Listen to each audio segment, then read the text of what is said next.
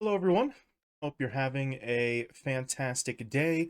My name is Kmart, and I want to talk about some basketball. And today, we are going to be talking about the recent trade that went down between the Knicks, the Timberwolves, and the Hornets. The trade centered around Karl-Anthony Towns and Julius Randle.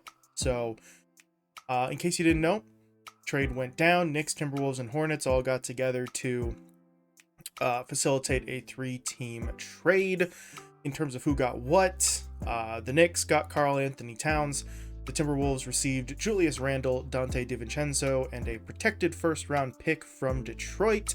Meanwhile, the Hornets got Daquan Jeffries and additional draft compensation. That's kind of vague. They haven't cleared up exactly what that means yet, but something more coming the Hornets' way. So that's the specifics of the trade, or at least what we know right now.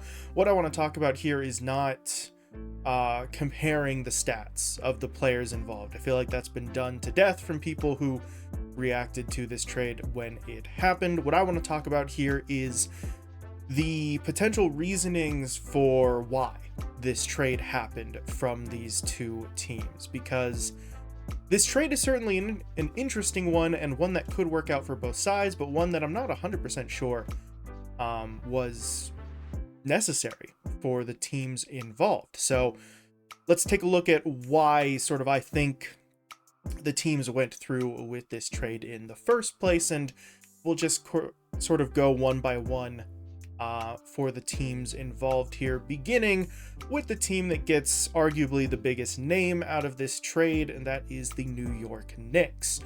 In terms of their reasoning, their motivation for this, it's relatively simple on that front. They wanted or needed a center. Really, if you take a look at the center position for the Knicks, it's a little bit thin at the moment. They lost Isaiah Hartenstein in free agency. He went to the Oklahoma City Thunder. Meanwhile, Mitchell Robinson is not expected to be healthy to start the season.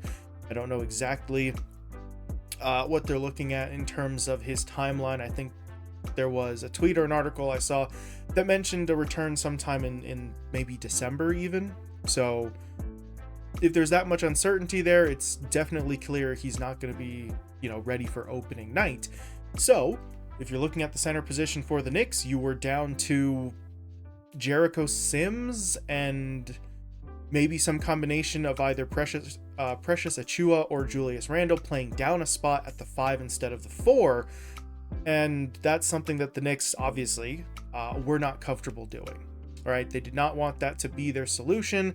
So they go out and they swing this trade for a center in the form of Karl-Anthony Towns. In the process, they show us that the duo of Julius Randle and Donte DiVincenzo were deemed to be expendable or tradable, right? For Julius Randle, he has 1 year left on his contract past this season, and that season for 25-26 was a player option. So technically speaking, not quite an expiring contract, but the Knicks were maybe sort of treating it kind of like one, a guy on the back end of his deal, so they saw the opportunity to trade him away.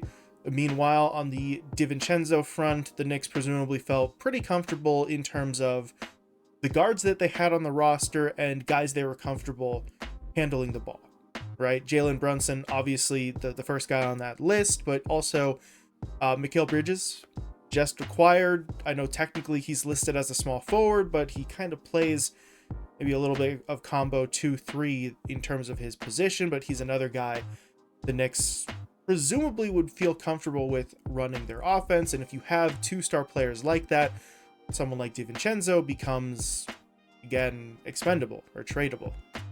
So they feel okay parting ways with Randle and DiVincenzo. In exchange, they get a big man in Karl-Anthony Towns who can still score, still rebound, still give you a fair bit of what you were getting from Julius Randle, and a guy that can space the floor a bit, right? Towns is a career 39.8% three-point shooter, and just last season, he shot 41.6% from beyond the arc. So that is an aspect of Towns' game that obviously was not quite there yet for Julius Randle. You effectively combine some of the skill sets of the two guys that you sent out in the form of Karl-Anthony Towns. Meanwhile, moving to the Minnesota side of the trade, the thing for them is a combination of just straight up money considerations and the organizational focus, I would say, for Minnesota here. It's become pretty clear over the past 2 or 3 seasons maybe that Anthony Edwards is going to be the focal point for Minnesota moving forward, if he isn't already. He is the guy that they're going to look at as their star and the player that they're going to presumably build around for the future. Now that makes sense, but if you are now going with that perspective, that makes the remaining 4 years and $159.4 million that they owe to Karl-Anthony Towns into a bit of a problem, right? And it made it some lingering situation that the Timberwolves wanted to get out from under. Now, because of the way that trades work in the NBA, the salaries do have to sort of match overall. So if you combine what Randle's making and what DiVincenzo's making, it does come out to relatively close to Karl-Anthony Towns' salary for this season. That's how you have to do it. However, on an individual basis, Randle and DiVincenzo are massively cheaper than Towns, right? Julius Randle is going to make $28.9 million this year. DiVincenzo is making something like $11 million. Randle's player option for next year is around $30 million, right? But that's still in the realm of nearly $20 million fewer than what they were going to have to pay Karl-Anthony Towns straight up with his contract. And obviously, in the case of both Randle and DiVincenzo, their contracts are for fewer years overall than Karl-Anthony Towns' was. So guys who individually cost way less than Towns and are on the books for less time is something that, from a financial standpoint, certainly appealed to the Timberwolves. And sort of dipping a little bit into the stats here, the Timberwolves know that what they're getting back from these guys they traded for, if they're healthy, is going to be pretty solid, right? You take a look at Julius Randle's numbers while he was with the Knicks: 22.6 points, 9.9 rebounds on 45% shooting across, I want to say, 4 or 5-ish seasons with the Knicks. Obviously, Randle missed some time due to injury, and that's always going to be a concern for him moving forward. But in fairness, Towns is also someone who has missed time due to injury, so you're not exactly changing too much on that front.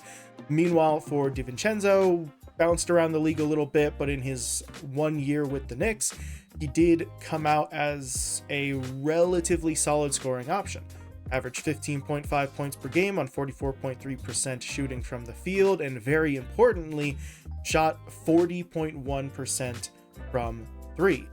So a guy who can handle the ball, a guy who is capable certainly of scoring if he's given the opportunities, and someone who can hit from outside. He stands to bolster a Timberwolves guard core that was reliant on, obviously, Anthony Edwards first and foremost, but outside of that, Mike Conley, who I love Mike Conley, but he is going to be 37 years old by the time the season starts, so the Timberwolves were looking for someone to either back him up or maybe just take that role from him as he continues to sort of age out. So if you're the Timberwolves, yeah, if Anthony Edwards is going to be the focus, let's not spend upwards of $50 million on someone like Towns. They distribute that money to guys like Randle and DiVincenzo, who honestly still fill potential weak spots in the Timberwolves lineup. Meanwhile, for the final team involved in this trade, the Charlotte Hornets, their motivation is pretty simple here. They were necessary to make this trade happen, so they might as well extract some value out of the process, right? The Hornets are just happy to be involved and get something out of this. I know Daquan Jeffries is not exactly the marquee sort of piece in this trade, and the draft compensation has not been specified as far as I can tell, but because of the new rules for the NBA about teams who are, at or above the tax aprons, a team like Charlotte has to step in and get involved here to balance out the numbers and help facilitate this trade so they get something out of it. So for the Hornets, that motivation is unbelievably simple, right? You get something for nothing, effectively. They don't have to give up much, and they do still receive something just for being the middleman, so to speak, here. But really, that's all I got. I don't know. This trade, as I said at the start of the video, is one that I feel was not entirely necessary. I think if you had sort of taken the fan bases of both teams prior to this trade and said, do you feel comfortable with how your team looks right now, both of them probably would have said yes, right? So it gets a little bit complicated. However, it's hard not to argue that the Knicks with Karl-Anthony Towns become a more dangerous team. For the Timberwolves, I don't know, right? Maybe they still want Towns, but Julius Randle and Donte DiVincenzo, are certainly no slouches. They're solid additions to the team. You get a first-round pick coming from Detroit, who are still expected to be pretty bad, so that first-round pick is projected to have some value. So I don't know. I feel like it still does work out for all the teams involved here, which is why I wanted to look at the motivations. Normally, when you have a trade where both sides could potentially benefit, those motivations are pretty obvious. And when you look at this trade, they are. Even if you don't agree with those motivations, it's pretty easy to see why each team made this deal. But that's all I really got here. What do you think of this trade? Who do you believe got the better deal out of it? Do you think that this significantly changes the expectations for either of these squads? I think both the Knicks and the Timberwolves were expected to make deeper runs into the playoffs. Does this change those expectations? Do you think it puts either team over the top to, get to the conference finals, make it to the NBA finals even? Not really sure how this moves the needle for either team. But either way, please feel free to let me know what you think. But other than that, thank you all so much for watching, and I will talk to you later.